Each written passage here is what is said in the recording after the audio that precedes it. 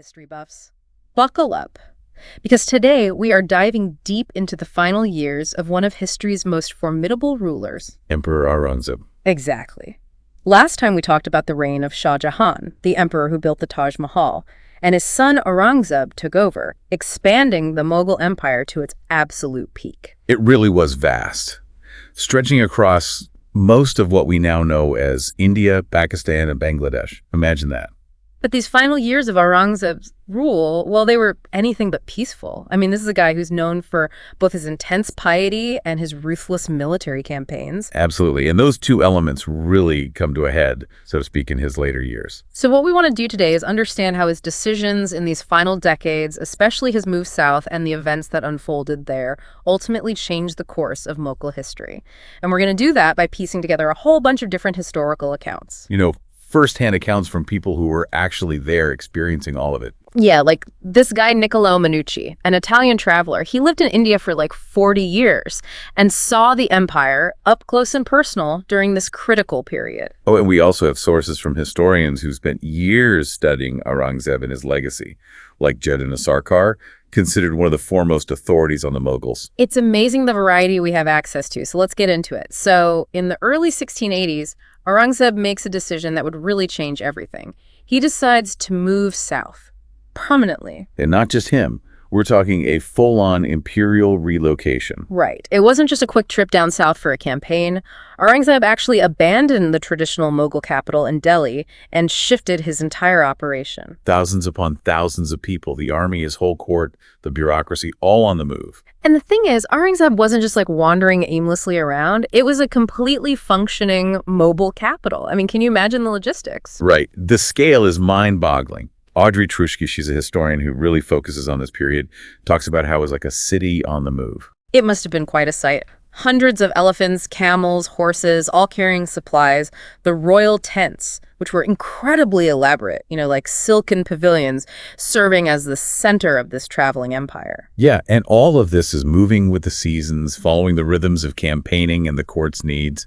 You can just picture this mass of humanity and animals all orchestrated around Aurangzeb and his mission. But while this mobile capital was projecting imperial power across the south, what about Delhi? Well, you can imagine, with the emperor gone and the court dispersed, Delhi, once this thriving center of the Mughal world, well, it essentially became a ghost town. It's a crazy image. The Red Fort, this symbol of Mughal power, basically empty. And all this while Aurangzeb is deeply embroiled in military campaigns in the Deccan. Right. The Deccan in the south had these powerful sultanates that had always been a thorn in the Mughal side. And Aurangzeb was determined to crush them. That seems to be a big reason for his move, right? Yeah. One of our sources, Bhimsen Saxena, who was actually a soldier in Aurangzeb's army, wrote about how the emperor had this insatiable thirst for conquest. He kept pushing south, almost like he couldn't stop himself. It seems like his ambition was just boundless. Which is fascinating, right? Because on one hand, it led to this massive expansion of the empire, but on the other hand, it also created huge challenges. Governing such a vast and diverse territory, especially when you're constantly on the move, well, that's not an easy feat. Yeah, and the sources definitely paint a picture of a ruler who became increasingly isolated the further south he went. And it wasn't just geographic isolation, it was also emotional and personal. Remember, Aurangzeb lived to be almost 90 years old. That's incredible for that time period. Exactly. So as he aged, many of the people he was close to, his friends, his advisors, his family members, well, they started passing away. And Jeddah Sarkar, our main historian for this deep dive, really emphasizes this growing loneliness that Aurangzeb experienced. And his vizier, Asad Khan, he became this crucial link to the past. Because everyone else in the court had only ever known Aurangzeb as this aging emperor campaigning in the south. They didn't remember him as a younger, maybe more vibrant leader. It was a different era. And you can't underestimate the impact of personal loss, like the death of his daughter, Zeba-Nisa, who was actually a very accomplished poet, quite a remarkable woman in her own right. She was known for her intelligence and wit. Right. And the death of his sister, Gohar Ara Begum. She was a powerful figure at court. Those losses must have hit him hard. It's hard to even imagine the weight of ruling this huge empire, the constant military campaigns, and then layered on top of that, the loss of those closest to him. And then you add in the fact that Aurangzeb was becoming increasingly devoted to his faith, even more than he had been in his younger years. Some historians point to this as one of the most significant shifts in his later reign. Yeah, he really dedicated himself to a life of piety and austerity. He started spending hours every day praying, fasting regularly. And get this, he actually refused to use any money from the imperial treasury for his personal expenses. He thought it was improper, basically. Yeah. Instead, he supported himself by making and selling prayer caps and by copying the Quran. And these were the funds he used for his own needs. It's fascinating. On one hand, you have this emperor who's leading these massive military campaigns, expanding the empire like never before. But then on the other hand, he's living this incredibly simple life, almost like a monk. And this shift toward more strict religious observance, it's actually a point of debate among historians.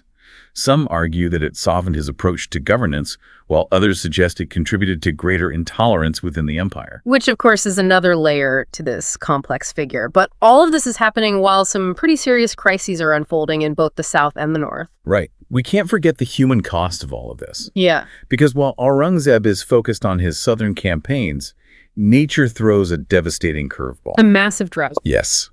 From about 1702 to 1704, a severe drought gripped much of southern India.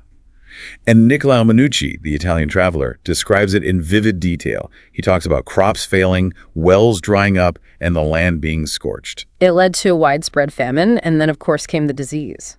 The plague. It's hard to grasp the scale of the suffering. Minucci, he wrote about parents having to sell their own children just for a little bit of food. Whole villages were deserted, and the roads were littered with bodies. It was a truly horrific time. And the effects of this drought, they rippled throughout society and, of course, had a huge impact on the Mughal administration in the south. Even Aurangzeb's vast resources, he had these enormous camp kitchens that fed thousands of people every day. Even that wasn't enough to truly alleviate the widespread suffering. It must have been overwhelming. And while this devastating drought is crippling the south, things are falling apart in the north. Yeah, and it's like these two simultaneous crises are putting incredible pressure on the empire from opposite directions. Exactly. And in the north, it's the absence of Aurangzeb and the weakening of central authority that really creates this opportunity for all sorts of problems to bubble up. It was like everyone sensed that the emperor was too preoccupied in the south. So you have these Rajput revolts flaring up again in Rajasthan. Then you have the Jants. They were peasant farmers who were rebelling near Agra. Right near the heart of the Mughal domain. And the Sikhs in Punjab, their resistance is intensifying. So you have this kind of perfect storm brewing. And all of this, it starts to unravel the carefully woven fabric of the Mughal Empire, doesn't it? It does. Trade routes that were once safe and bustling become increasingly dangerous. So commerce, the lifeblood of any empire, is disrupted. And with less trade comes less revenue for the Mughal treasury. Right, less money to fund the military, to pay administrators, to maintain infrastructure. It all kind of starts to snowball. And then there's another huge problem. Provincial governors. The guys who are supposed to be ruling on behalf of the emperor in different parts of the empire. Yeah. The ones far away from Aurangzeb's mobile court, right? Exactly. They start acting increasingly independently.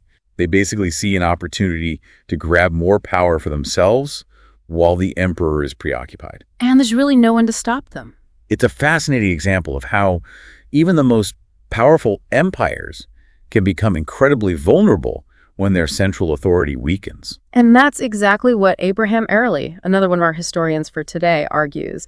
He basically says that Aurangzeb's obsession with expansion, with adding more and more territory, well, it ultimately backfired. It's almost a classic case of biting off more than you can chew, right? Yeah, exactly. The empire became too large to govern effectively, especially with all the internal problems brewing. The resources were spread way too thin, and it just couldn't hold it all together. It's a crucial point for anyone interested in the rise and fall of empires. It's almost like a cautionary tale, right? Even the most ambitious rulers can make decisions that ultimately lead to the decline of their empires. And that brings us to the end of Aurangzeb's long reign.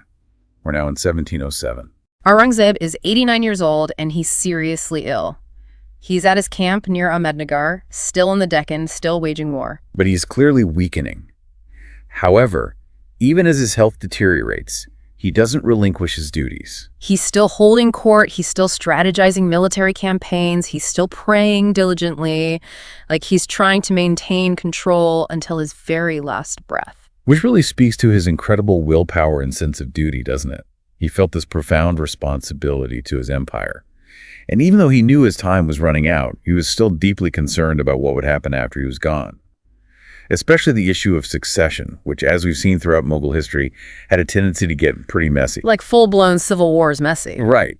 So even in his weakened state, Aurangzeb tries to set things in order. He appoints one of his sons, Aurangzeb Shah, as the governor of Malwa, a strategically important region. And perhaps most poignantly, he writes letters to his sons, urging them, begging them not to fight amongst themselves after his death. He knew the empire was fragile. He knew that infighting would only make things worse. But unfortunately, his words would prove to be prophetic. J.D. Nath Sarkar quotes Aurangzeb's final words as, "After me will come the deluge." It's like he could see the chaos on the horizon, the unraveling that was about to begin. And in a stark contrast to the lavish mausoleums of his predecessors, Aurangzeb requested a very simple burial. He was to be buried in Kuldabad without an elaborate tomb, without the pomp and ceremony that typically accompanied Mughal emperors.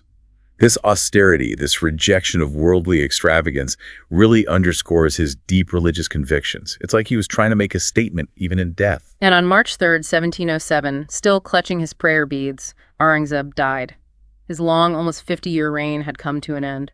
But just as he feared, the empire he had so meticulously built, well, it didn't survive his passing intact. The succession crisis that he had desperately tried to avoid erupted almost immediately. You can almost picture the vulture circling, waiting for the moment to strike. Right. Several of his sons, most prominently Shah Alam, who would later become Bahadur Shahi, and Azam Shah, well, they each laid claim to the throne. And the Mughal court was thrown into turmoil. Alliances shifted, factions formed, and the inevitable march towards war began. It was a classic struggle for power within the Mughal dynasty. And just a few months after Aurangzeb's death, in June 1707, the decisive battle took place at Jajau, near Agra. Once again, the heartland of the Mughal Empire becoming this battleground for competing claims to the throne. Shah Alam and Azam Shah's armies clashed. It was a bloody affair. Azam Shah was killed in the fighting, and Shah Alam emerged victorious, taking the throne as Bahadur Shah first. But this victory, while decisive, it didn't bring peace. The Mughal Empire, already weakened by years of war, overextension, and internal strife, was now teetering on the brink of collapse. It's amazing how these events, these decisions made by individuals, can have such monumental consequences, right? Absolutely. And when we look back at Aurangzeb's reign, it's this kind of bittersweet legacy. I mean, he expanded the empire to its greatest extent, but he also planted the seeds of its decline. He spent his life conquering, but in the end, his conquests may have contributed to the very unraveling he feared. Nath Sarkar, our historian, really sums it up well. He argues that Aurangzeb's relentless expansion, his costly military campaigns, his controversial religious policies, they all ultimately weakened the empire. It's a complex story, and it begs the question, what single decision or circumstance do you think tipped the scales? Was it Aurangzeb's decision to abandon Delhi and move south? Or was it the overextension of the empire, the strain on resources, the simmering rebellions, the devastating drought? Or maybe it was a combination of all of these factors, all coming together at this critical moment in Mughal history? It's something to ponder. Aurangzeb's final years offer a truly fascinating window into the complexities of power, ambition, faith, and ultimately, the fragility of even the most powerful empires. And for anyone interested in the twists and turns of history, well, this deep dive into Aurangzeb's final years, it's just the beginning. There are countless other stories waiting to be uncovered, countless other pivotal moments that have shaped the world we live in today. So if you're as fascinated by these historical turning points as we are, be sure to subscribe and join us as we continue to delve into the past, exploring the lives and decisions of those who have shaped our world.